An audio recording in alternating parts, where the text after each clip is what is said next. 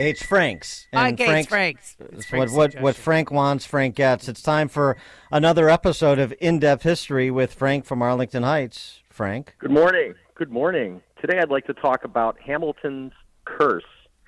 In the early 1780s, early in our country's history, we suffered a lot of economic problems, including very high debt and high inflation.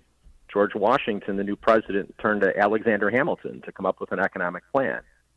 One part of that economic plan was the creation of a national bank, and what this national bank would do was it would sell bonds to have a federal assumption of the state's Revolutionary War debts. And this worked pretty well. And one of Hamilton's logical aspects of it was he wanted to tie the citizens to the success of the new government. And it worked. 3 national banks later, and a Keynesian progressive era later, 90 years of it, we now have $33 trillion in government debt, with another $2.3 trillion to come this year with our deficit. And we're tied to that. Who owns those bonds? Mutual funds, insurance companies, Social Security trust funds, pension funds, foreigners, public.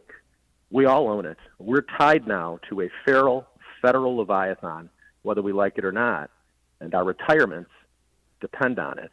And Generation Z, if the government borrows the next $119 trillion that it thinks it's going to over the next several decades, they're on the road to serfdom.